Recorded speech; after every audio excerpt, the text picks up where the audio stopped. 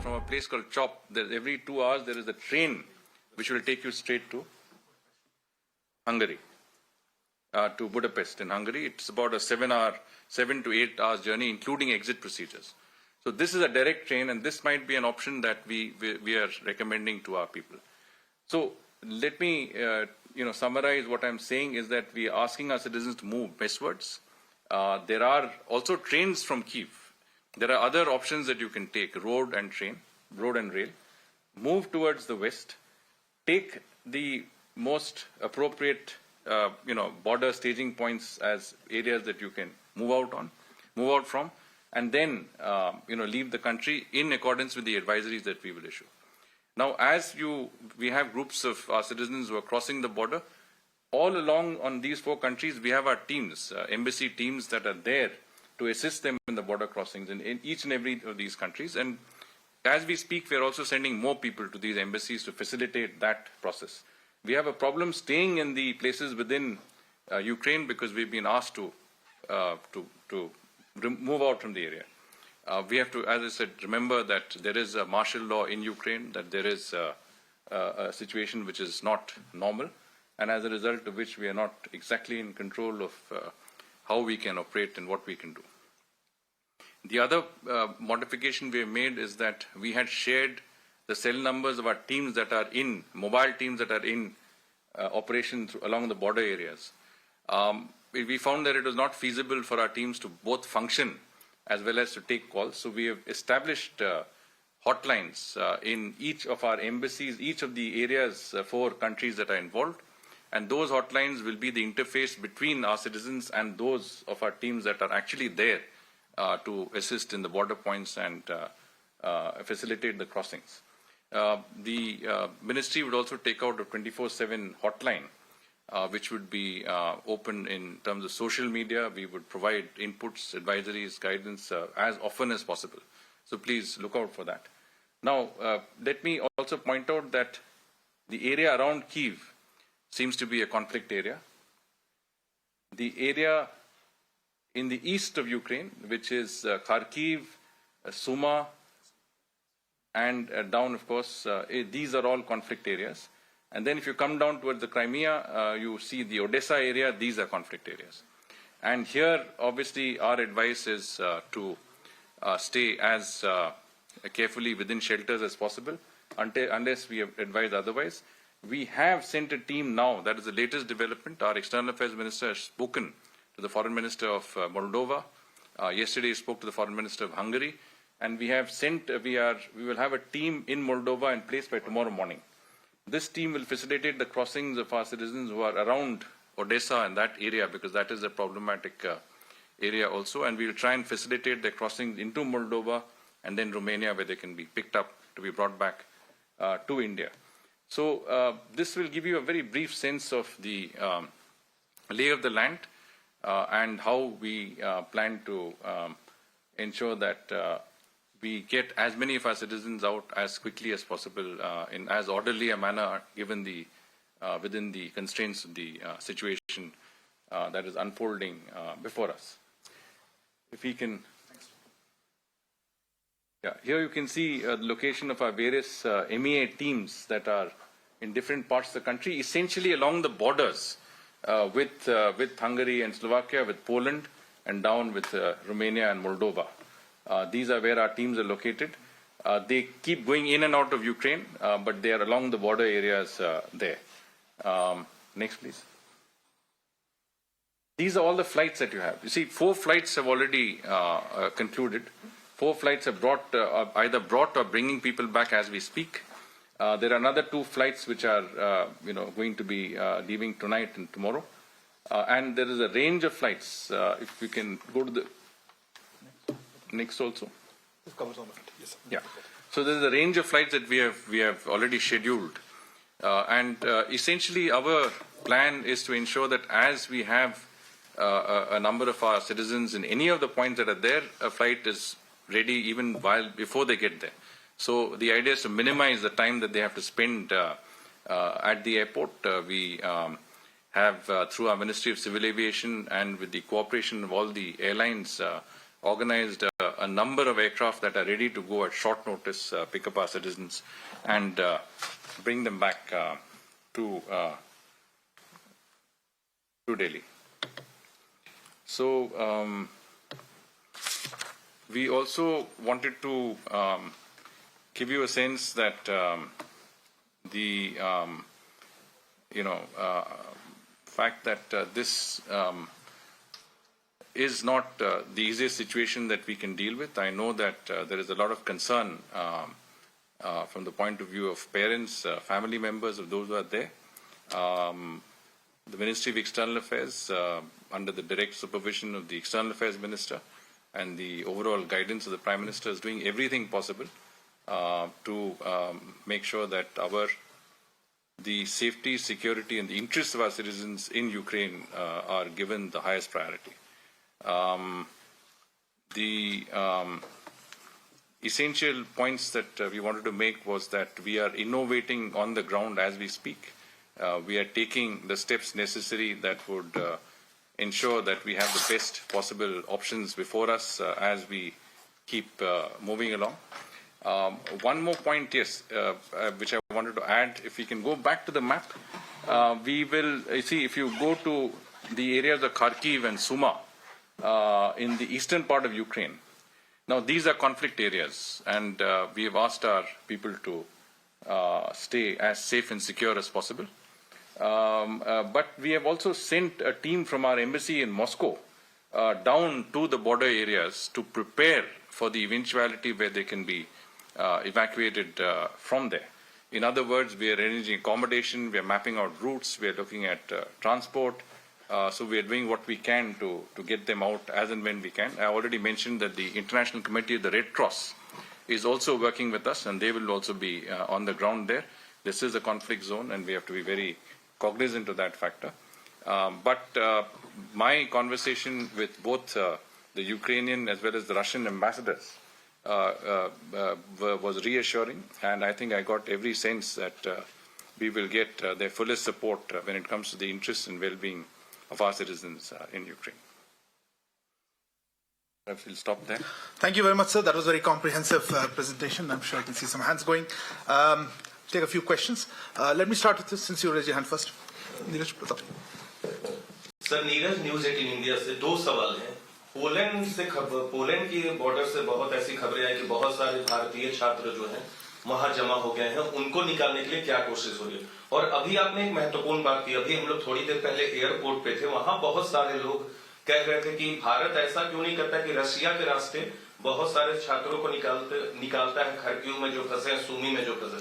तो आपने जो जिक्र किया कि आपकी टीम वहां उस इलाके में भी पहुंच रही है, बॉर्डर एरिया में, उसको हमारे सामने हिंदी में भी रख दे, क्योंकि जो लोग हैं, बहुत सारे लोग हरियाणा, हिंदी भाषी प्रदेशों के, वो जानना चाहते हैं कि रूस से आखिर क्यों नहीं कोशिश की जा रही है, रूस के माध्यम से।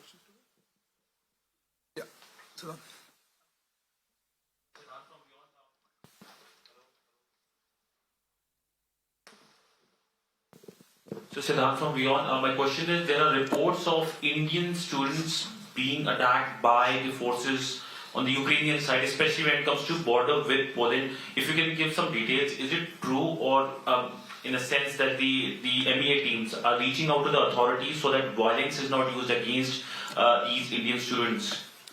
Okay, we'll take the one more. Sir Madhurendra news nation से मेरा सवाल है कि ऑपरेशन गंगा की ताजा स्थिति क्या है, अगर आप विस्तार से बताएं। कितने इंडियन अभी तक निकाले चुके हैं और कितने अभी तक शेष हैं, और हमारे प्लान के मुताबिक कितना समय और लगेगा इस पूरे ऑपरेशन को कंप्लीट करने में? Okay, so we'll take the last there. Shrinja. So, you spoke about the situation in the east and southeast of Ukraine, places like Kharkov. Now, could you tell us, please, how many Indians, including students, are there in an area that you would say is east of Ukraine or southeast of Ukraine, of the 15,000 or 14,000 there?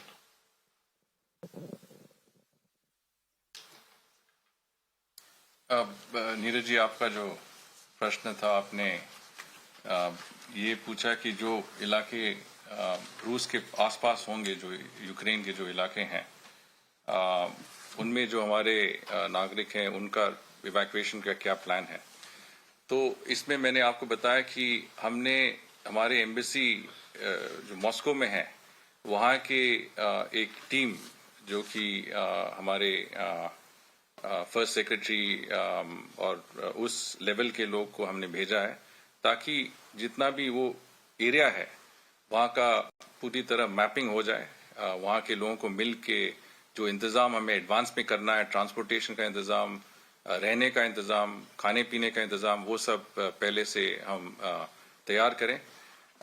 अभी तो ये conflict zone है, जैसे हमें सूचना मिलेगा कि इस एरिया से हम हमारे नागरिकों को इवैक्यूएट कर सकते हैं तो वो ऑप गंगा वहाँ पे ऑपरेशनल हो जाएगा। हमारी यही उम्मीद है और मैंने आपको कहा कि मेरी आज दोनों यूक्रेनियन एम्बेसडर और रशियन राजदूत से भी मुलाकात हुई। उनको मैंने यही पूरी तरह मैंने इनका समर्थन मांगा कि जो हमारे नागरिक हैं यूक्रेन में, इनका देखभाल, इनका सुरक्षा ये हमारे लिए 100% प्रायोरिटी है और उनको भी इसका पूरी तरह ध्यान देना होगा। तो उन्होंने मुझे आश्वासन दिया कि वो सब उनकी तरफ से जो कुछ कर सकते हैं स्थिति देखते हुए वो जरूर करेंगे कि हमारे जो लोग हैं उनका जो सेफ्टी पर उनका जो इवैक्यूएशन प्रोसीजर्स है उस पे भी उनकी तरफ से पूरी तरह हमें समर्थन और सहायता मिलेगी। आपने पोलैंड का बॉर्डर के बारे में भी बात किया। उसमें हमने देखा कि काफ़ी हमारे स्टूडेंट्स, हमारे नागरिक हैं जो वहाँ पे फंसे हुए हैं, क्योंकि ये मेन बॉर्डर क्रॉसिंग है। लाखों लोग इस बॉर्डर क्रॉसिंग से निकल रहे हैं यूक्रेन से बाहर। वहाँ पे काफ़ी भीड़ लगी हुई है, काफ़ी ट्रैफिक जैम लगे हुए हैं। तो उसमें इस स्थिति में काफ़ी डिलेज हो रहे हैं और ये हमारे नागरिकों के लिए काफ़ी परेशानी दिला रही है। तो हम इनके साथ संपर्क में, हमारे नागरिकों के साथ जो वहाँ पे हैं, जैसे मैंने आपको बताया हमारा एक प्लान भी है जिसमें हमने कहा कि एक जगह है उश्कोरोड जो कि हंगरी और स्लोवाकिया के सीमा के आसपास में है। वहाँ से ट्रेन भी है बुडापेस्ट के लिए, वहाँ से ट्रांसपोर्ट की अरेंजमेंट्स भी हैं। तो आज ही मेरी हमारे राजदूत जो हैं बुडापेस्ट में, उनसे बात हुई है। उन्होंने कहा कि मैं पूरी तरह इंतजाम कर रहा हूं ताकि हमारे जितने भी नागरिक उशोग्राड की तरह जाएं उनके लिए कुछ शेल्टर मिलेगा और कुछ बंदोबस्त होंगे वहाँ पे। और जैसे ही ये ट्रेन्स ये या तो रेल बाय रेल या रोड हम इनको निकाल सकते हैं वहाँ से, उस इलाके से हम इनको इवैक्यूएट करके हंगरी में ले आके वापस बाय एयर भारत भेजेंगे। तो मेरे जो कहना है कि परेशानी तो हो रहे हैं और काफ़ी तकलीफ भी हुई है हमारे नागरिकों को, पर जितना हम कर सकते हैं कि इनके परेशानियां दूर करें, इनको जितना ही जल्दी मतलब मदद और सहायता मिले हम उस पे लगे हुए हैं। और मुझे लगता है कि 1-2 दिन में जो भी है हम इनके जो हमारे नागरिक वहाँ पे हैं वो हम इनको इवैक्यूएट कर देंगे। Siddhant, your question was about Indians facing problems on the Poland border. I had a specific conversation with the ambassador of Ukraine on that issue. And he has been very kind. In fact, his deputy chief of mission is working round the clock only to help our people on that area. They are calling up people who are from their border and immigration authorities on that point. They're talking to their people in Kiev. But you have to understand their preoccupations are in a different way. But they have been very, very, I would say, helpful. And I did tell them that, we expect in every way that they would assist in facilitating the safe and, to the extent possible, hassle-free evacuation of our citizens. So we are working on it. Please bear with us that it's a difficult situation. It's a conflict zone. There are priorities that are elsewhere. Within those constraints, we will do everything possible to get our people out. Our team is working flat out to get that objective achieved. Madhurendra जी, आपने op Ganga पे एक general सवाल पूछा। Ukraine में तनाव की स्थिति उभरते ही आपको बताया कि भारत सरकार ने भारतीयों को और खासकर से हमारे स्टूडेंट्स को सुरक्षित वापस लाने के लिए ऑपरेशन गंगा शुरू कर दिया है। जैसे कि आप जानते हैं, यूक्रेन के पश्चिमी इलाके से भारतीय और पड़ोसी देश जैसे कि रोमानिया, हंगरी, पोलैंड और स्लोवाकिया गणतंत्र के रास्ते से बाहर निकाला जा रहा है। इन सीमाओं के नज़दीक कैंप ऑफिस तैनात की जा रही हैं और सीमाओं पर हमारी और मंत्रालय की टीम 24 घंटे वहाँ पे मौजूद हैं। अभी तक 1000 से अधिक लोगों को रोमानिया और हंगरी से रास्ते से सुरक्षित निकालकर वापस लाया जा चुका है और इन बॉर्डर पॉइंट में से भारतीयों को देश से बाहर निकालने की प्रक्रिया जारी है। आपने देखा होगा कि इन सीमाओं पर बाहर निकलने के लिए बहुत भारी मात्रा से लोग जमा और यूक्रेनियन इमिग्रेशन को प्रोसेस करने में देरी हो रही है।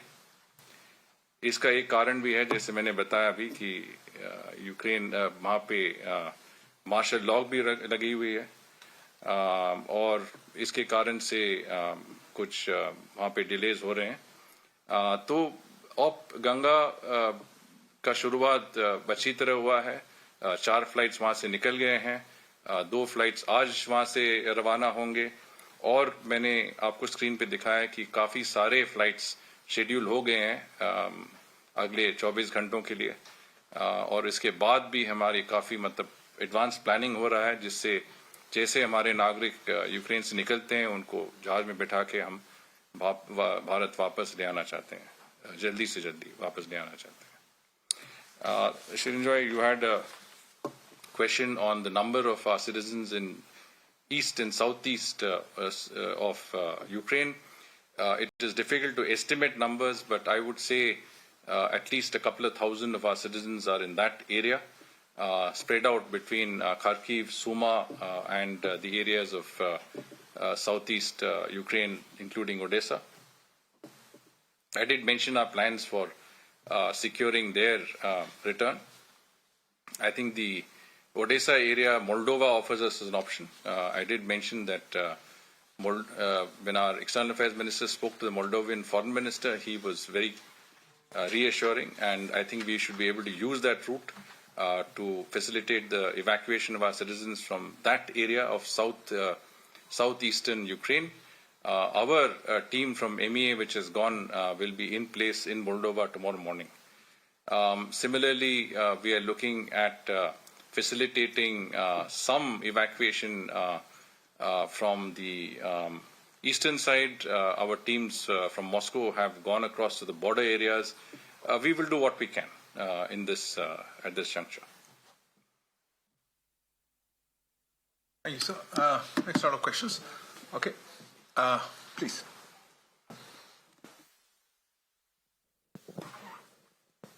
Sir, I am Prashant from Asianet News.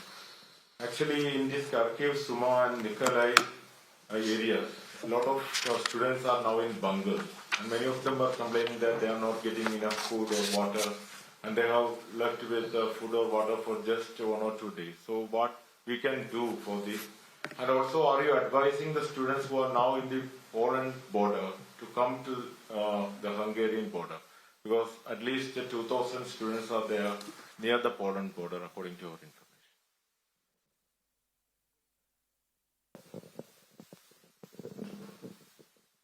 Sir, Devi Rupa from The Wire. This is regarding yesterday, PM spoke to the Ukrainian president and expressed deep anguish at the loss of lives. So can we now expect India to condemn Russia's military invasion of Ukraine? Thanks. I have a follow-up question. Follow-up question? Okay, follow-up question there? Okay. The Indian Prime Minister has said that India is willing to do anything that it takes to establish peace in that region. So, is it possible that India would like to extend a helping hand to Mr. Zelensky, and perhaps because he's looking for a neutral venue for meeting the Russian representatives? Could India provide that venue? Please introduce yourself. I'm Kallol Yes, from the Hindu. thank you.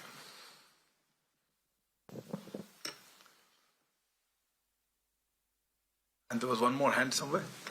Yeah, right here. I'll come back to you. Next one. So many countries earlier had also, I'm Meghna from DD News, many countries have already shut their embassies in Kyiv, and pertaining to the dire situation there, do we have plans of shifting our embassy because the situation is getting even worse? Well, you were just listening to Mr. Harsh V Shringla, the Foreign Secretary of India, talking to the media, giving out the entire action plan, talking about how the plan of action would be now to move the stranded Indian citizens to the neighboring countries. Romania and Hungary are the two countries that have been roped in now in a way to assist this evacuation process. And from the capital cities of these two countries, India will fly out citizens. So therefore, there is huge crowding in the Romania border, as you can still see in those pictures. And the efforts now will be on to move the stranded people, stranded Indians, to the neighboring countries and fly them out from there. Teams from the MEA have already reached Ukraine to ensure this entire and to implement the plan of action.